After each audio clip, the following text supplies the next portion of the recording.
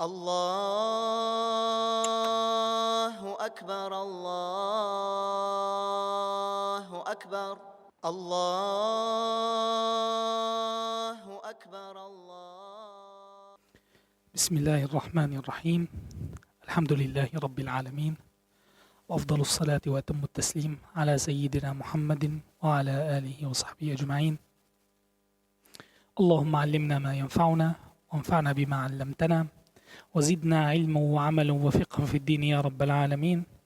اللهم رب اشرح لي صدري ويسر لي أمري واحلل عقدة من lisani yafqahu qawli. Amin. На прошлом уроке мы говорили про тему написания мусхафов, как написали мусхафы, как был собран мусхаф во время пророка, почему не собрали в одном мусхафе, во время Абу Бакра, рады Аллаху анху, какие причины принудили сподвижников, чтобы они собрали весь Коран в одном месте. Во время Усмана, рады Аллаху анху, какие причины были, чтобы переписать копии мусхафа и отправить в главные города исламской уммы того времени. Сегодня, иншаллах, будем говорить о теме, которые связаны тем или иным способом с сбором мусхафа. Это коранические рукописи, слов в Коране.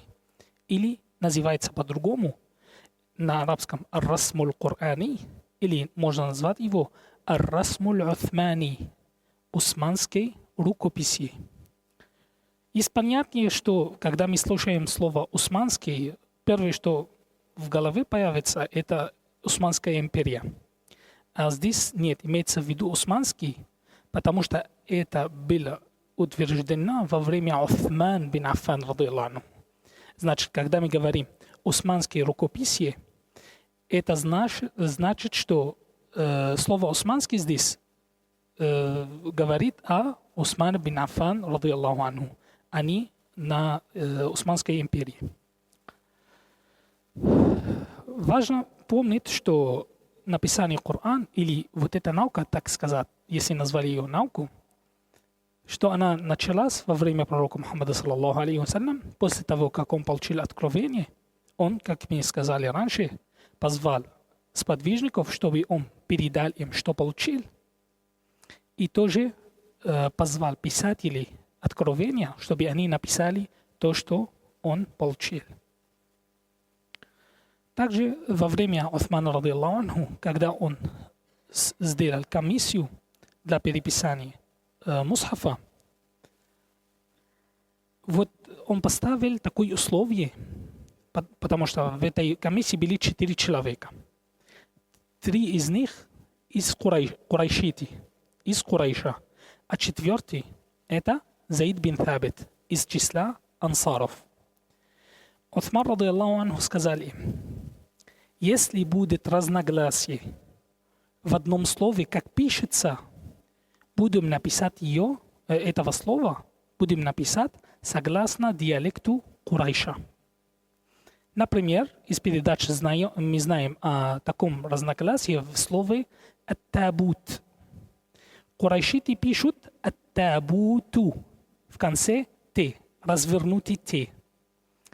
А ансар или люди Медины пишут это слово «ат-табух» в конце «х» или свернутый «т», так сказать. В этом разногласии, согласно условию Усман бин Аффан, написали его «ат-табут» с развернутый «т», согласно диалекту Курайша. И важно помнить, что или знать то, что между этими копиями мусхафа есть отличия в написании некоторых слов. Например, иногда пара слов, которые очень часто встречаются, пишется из-за того, что она в языке, то есть в обычном языке, не только в Коране, она очень часто встречаются вот эти два слова. Например, «иннама» или «хайthuma» или еще разные там другие пары слов, можно написать их слитно или раздельно. Например, слово «мин», «ма». «Мин», «ма». В некоторых местах в мусхафе мы видим, что «мин» написано отдельно, и слово «ма» написано отдельно. В других местах в одном мусхафе видим, что «мимма» написано как одно слово. Тоже «ин», «ма» то же самое. «Ин» отдельно написано, потом «ма» отдельно написано. В других местах видим, что они слиты вместе. «Имма» два слова написаны как одно слово.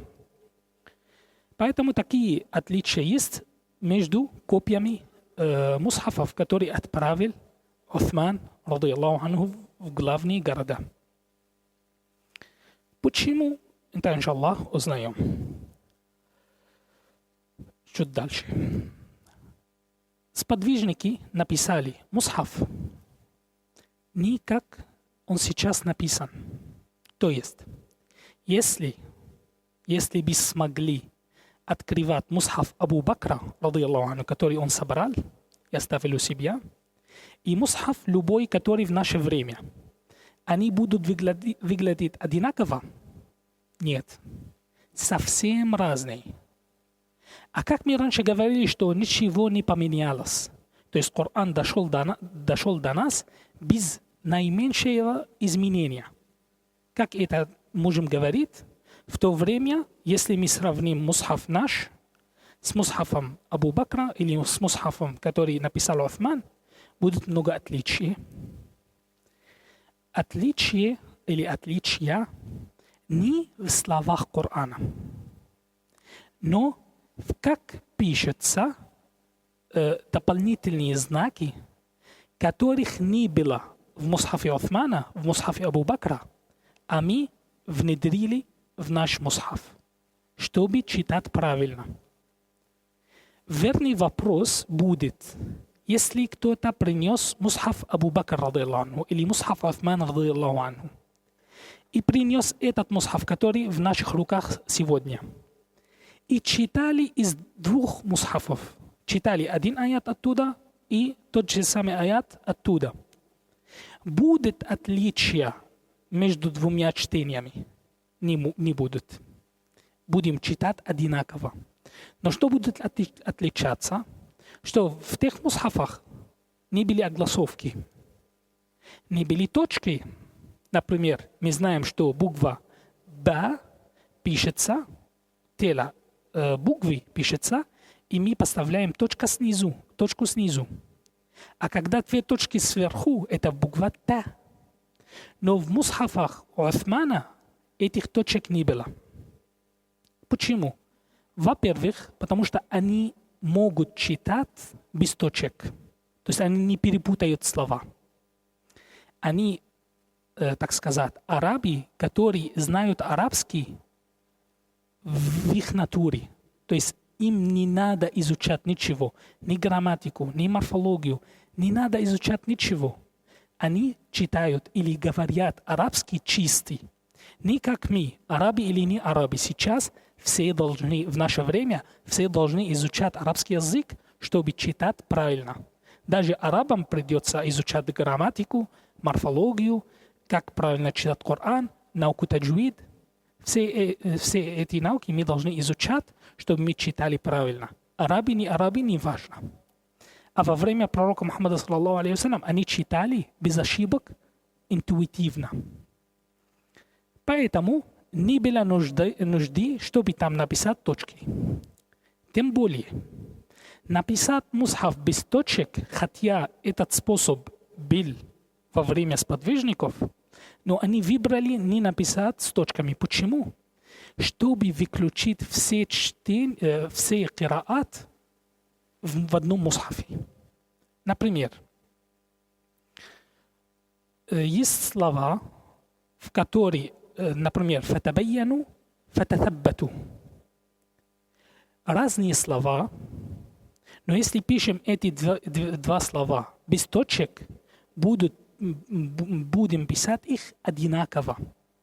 Разница будет только в произношении и в сколько точек и где мы будем поставлять. Есть достоверные чтения, которые мутаватир фатабайяну, есть достоверные чтения, которые фататаббату. Это считается Кораном, это считается Кораном. Какой из этих двух достоверных кираатов будем написать в одном мусхафе? Поставляем одно и другое забиваем? Так не может быть. А решение для этой проблемы было то, что мы будем удалить этих точек всех. И таким образом, у кого есть кираат фатабайяну, он будет читать фатабайяну. У кого есть кираат фататаббату, то он будет читать фататаббату. Когда это слово пишется без точек, она подходит и для фатабайяну, и для фататаббату. Таким образом, решилась проблема. Поэтому, чтобы из-за того, что не было нужды, они не написали с точками слова Коран, и из-за того, что чтобы выключить все кирааты возможные, все достоверные кирааты в одном месте, когда это возможно, удалением точек. Также ученые сделали труды в науке аль-макту' валь-маусуль, раздельный и слитный. Как говорили в начале этого урока, что есть слова, пары слов, которые часто встречаются. Инма, хайсума, анма, инма и так далее. Из-за того, что часто встречаются, можно их написать раздельно, можно слитно. Поэтому в разных местах в Коране одна и та же пара иногда пишется раздельно, иногда пишется слитно. Есть места, то есть ученые, которые составили труды по этой теме, пишут, например, слово «инма» пишется раздельно в таких местах. В этой суре, в этой суре, в этой суре, в этой суре. Пишется слитно в остальных местах. Иногда бывает место, где есть разногласие. То есть одни ученые говорят, что здесь пишется раздельно. Одни говорят, что слитно. Из-за чего появилось такое разногласие? Из-за того, что в одном из мусхафов, который переписал Усман, было написано раздельно. В другом мусхафе было написано слитно. Поэтому такое разногласие появилось. А как читаем? Это влияет на чтение, на смысл? Нет, не влияет. Поэтому мы не можем сказать, что это два разных Корана. Аллах согласен, нет, конечно. Это один и тот же Коран. Но как пишутся слова, в большинстве случаев мы знаем, слитно или раздельно. Есть места, в которых есть разногласие, из-за того, что в одних мусхафах написали слитно, в других раздельно. Приведу примеры, чтобы мы поняли мудрость иногда в написании слов таким образом. Есть среди ученых, например, ученый Аз-Заркаши, рахимахуллах, привел такие примеры. Он говорит, слово «имма», если «имма», есть два аята, в которых эта форма повторяется. فَإِمَّا نُرِيَنَّكَ الَّذِي وَعَدْنَاهُمْ فَإِمَّا نَذْهَبَنَّ بِكَ فَإِنَّا مِنْهُمْ مُنْتَقِمُونَ أو نرينك الذي وعدناهم فإنا عليهم مقتدرون. Такой имма повторяется в двух местах. وإما نرينك الذي وعدناهم وإما نرينك بعض الذي نعدهم أو نتوفينك فإنما عليك البلاغ. Если бы показали тебе часть из того, что мы обещаем их неверующих, أو نتوفينك, или если мы берем тебя, то есть если пророк умирает и не видит наказание, которое Аллах обещал неверующим, فإنما عليك البلاغ. На тебя ответственность довести до них то, что у тебя. Здесь Аллах Субхану ва Тааля поставил условие и дал результат. Условие فإما نرينك بعض الذي نعدهم أو نتوفينك. Если это условие выполнится, результат на тебя ответственность довести до них. Это ответственность в ахирате или в этой жизни? В этой жизни. Поэтому здесь было написано «ин-ма» раздельно. То есть появилась буква «нун». Не слияли эти два слова, а написали четко, явно. Из-за того, что результат обещания, результат условия в этой жизни. В другом аяте Аллах Субхану Тааля говорит: فإما نرينك الذي وعدناهم أو نتوفينك فإلينا يرجعون. فإلينا يرجعون. Тот же самый аят повторяется, но в конце Аллах Субхану Тааля говорит: к нам они возвращаются, к нам они вернутся. Возвращение к Аллаху Субхану Тааля будет в этой жизни или в следующей? В следующей. Поэтому в этом аяте было написано «фаинма» слитно. Из-за того, что «нун» не видно в этом аяте, как результат этого условия не видно в этой жизни, а в следующей. Такой пример приводит имам Аз-Заркаши. Другой пример, который, иншаллах, будет пояснее. Слово «баста», то есть увеличение, так сказать. Аллах Субхану Тааля говорит про Талут, который был царь у израилитов, то, что «вазадакум бастатам фил ильми валь джисм».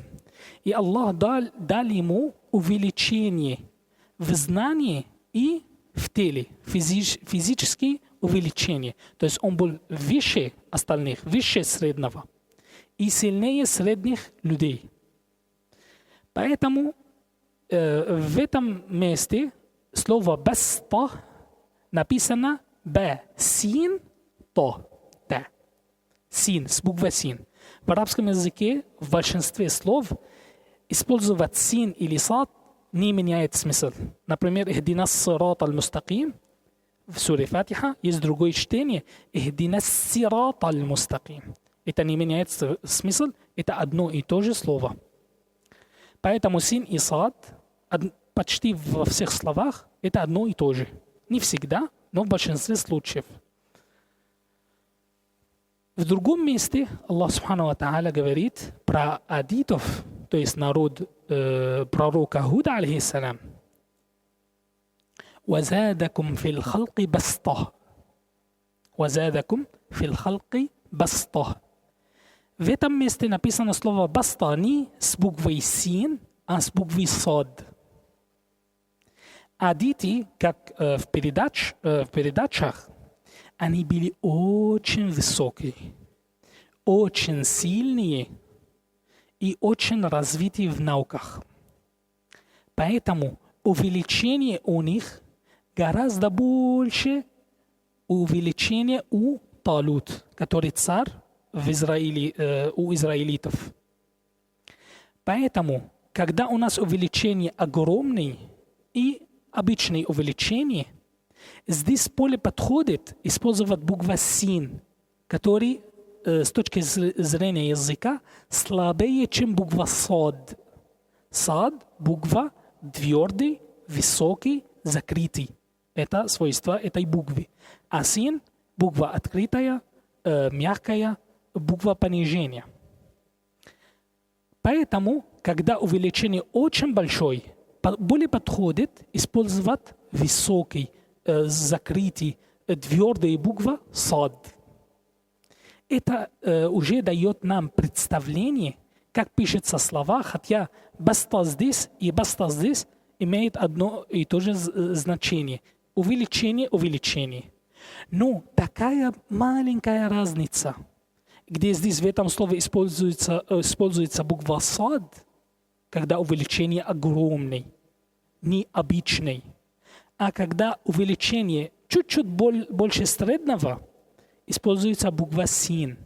Это дает нам понятие о том, что слова Аллаха Субхану ва Тааля никто не может составить что-то похожее на них. это слова Аллаха Субхану ва Тааля, даже в наименьших деталях есть мудрость. Аллах Субхану ва Тааля, как ниспослал этот Коран, и в каждой букве есть мудрость.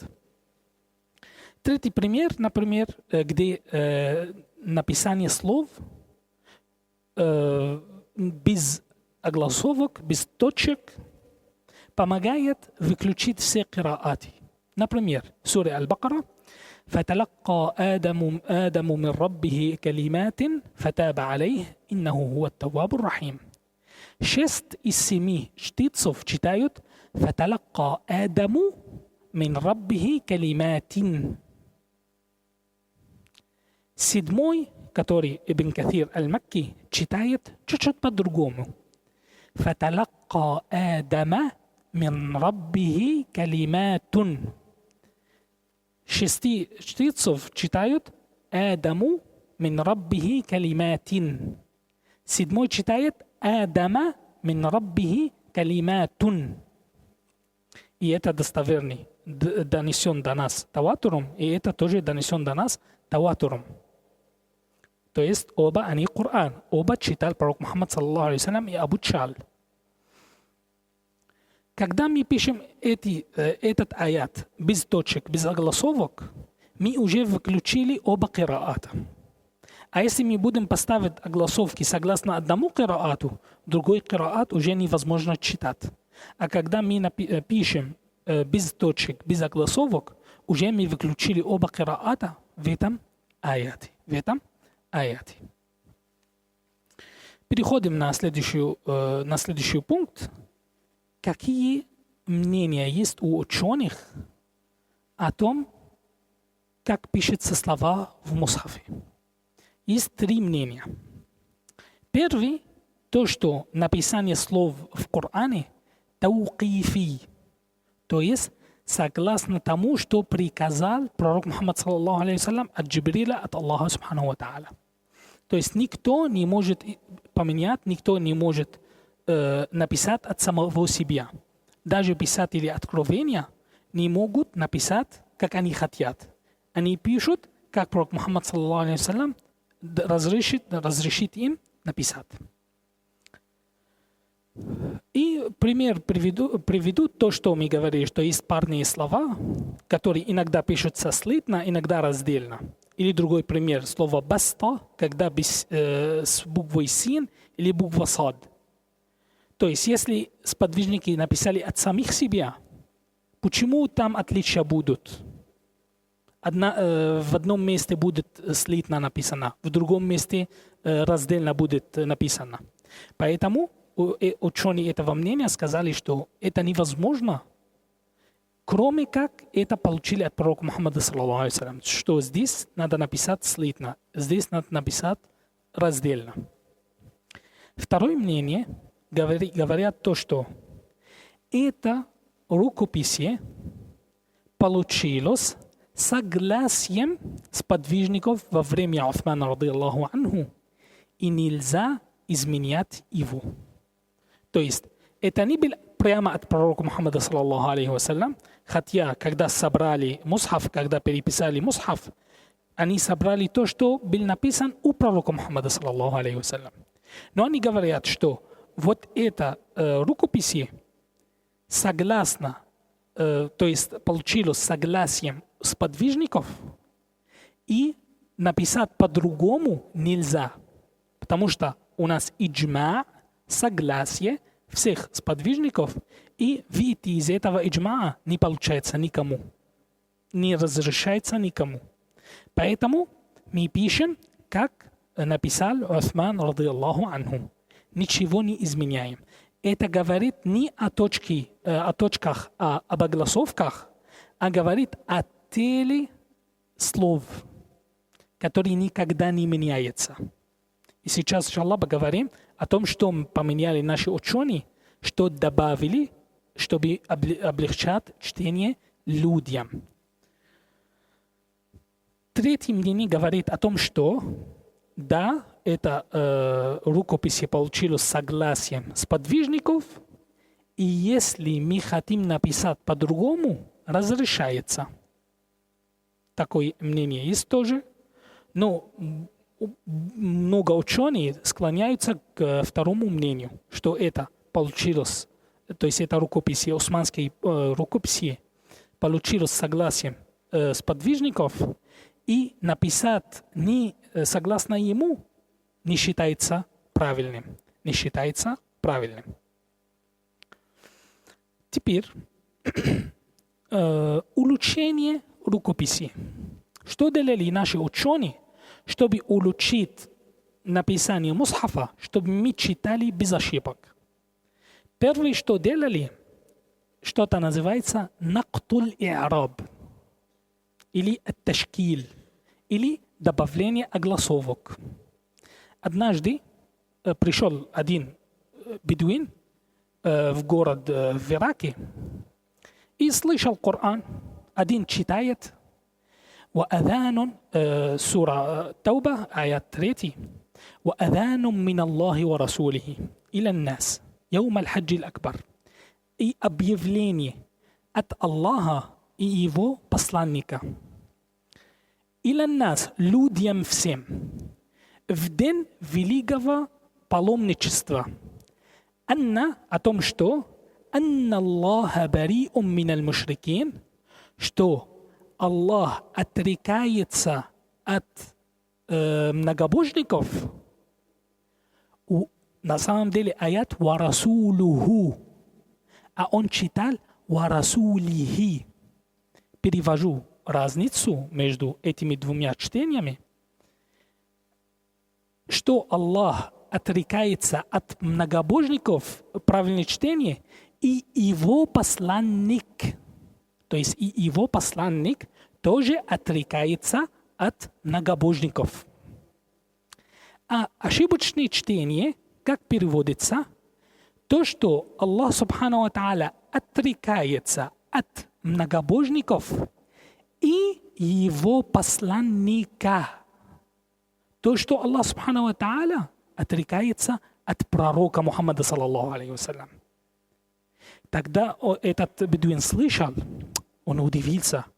Как Аллах Субхану ва Тааля отрекается от многобожников, это понятно, это логично. А от Его посланника, как это может быть? А он начал читать, как научили его от Его посланника. И это дошло до правителя этого города и принес его. Как ты говоришь, что Аллах отрекается от своего посланника? Это уже неверие, это куфр. Он сказал, так научили. Он сказал, читай, как научили тебя? Он читал неправильный вариант.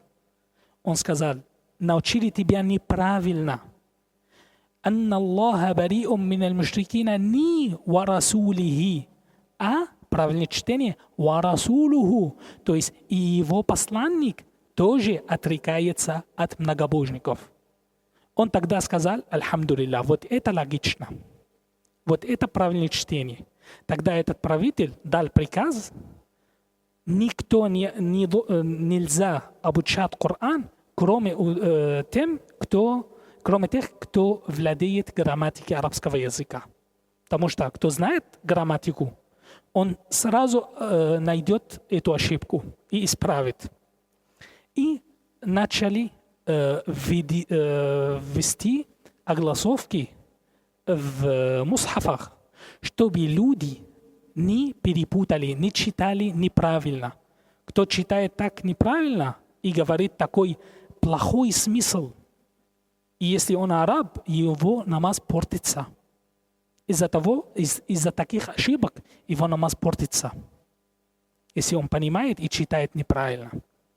Поэтому этот правитель начал труды, чтобы там ввести огласовки со словами Корана, чтобы ошибок не было в чтении Корана. Огласовки не были, как и они сейчас, то есть мы знаем форма фатха, дамма, касра снизу, были по-другому, была точка там сверху, или до, или после буквы, или там снизу, по-разному, система другая, но идея одна и та же. Потом перешли на огласовки, которые мы сейчас знаем. Второе улучшение Это называется нактуль и'джам. Точки на буквах. То есть арабы пишут буквы Б, Та, Та без точек одинаково. Но арабы во время пророка Мухаммада и время сподвижников, они, хотя тексты были без точек, они читали правильно. И до сих пор есть большинство арабов могут читать несложные тексты, которые без точек могут спокойно читать. Я сам попробовал, и получается. Но если текст Корана, есть вероятность, что мы будем какое-то слово читать неправильно. Поэтому ученые поставили точки у похожих буквах. Например, сад и дод пишутся одинаково. Сад оставили без точек, и дод поставили ее одну точку. Даль и даль то же самое пишется одинаково. Но даль с точкой, даль без точки, айн, гайн, ба, та, та и так далее. Поэтому это улучшение, чтобы мы не читали слова неправильно. Арабы во время пророка Мухаммада и сподвижников смогли читать без точек правильно, а мы не можем. Поэтому нам нужны эти точки, эти огласовки.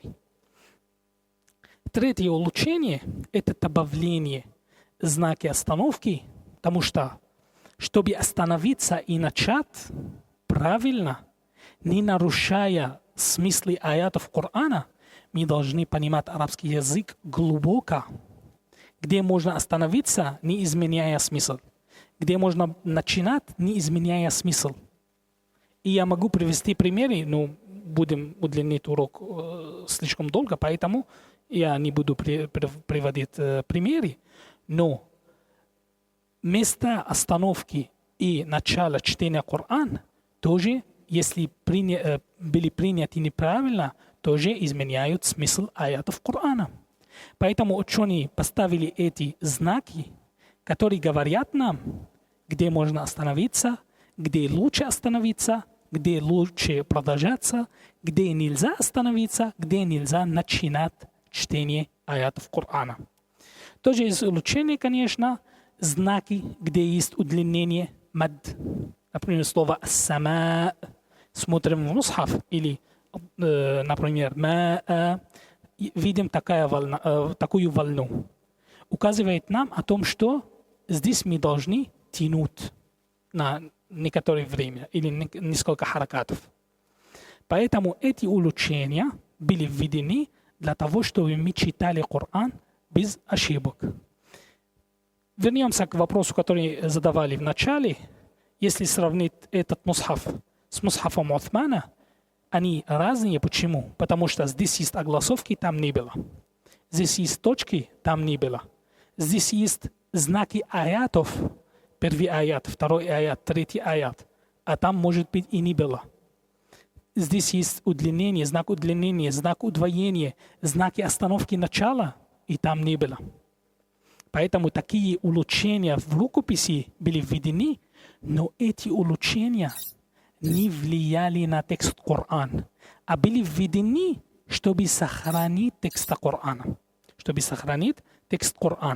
Поэтому все эти мы не можем назвать это изменение, а улучшение рукописи Корана, а тела слов в мусхафе сохранены со времени пророка Мухаммада саллаллаху алейхи вассалям и до судного дня. Никто не может изменить тела слов в мусхафе. هذا والله أعلم. سبحانك اللهم وبحمدك نشهد أن لا إله إلا أنت نستغفرك ونتوب إليك والحمد لله رب العالمين. الله أكبر الله أكبر الله أكبر الله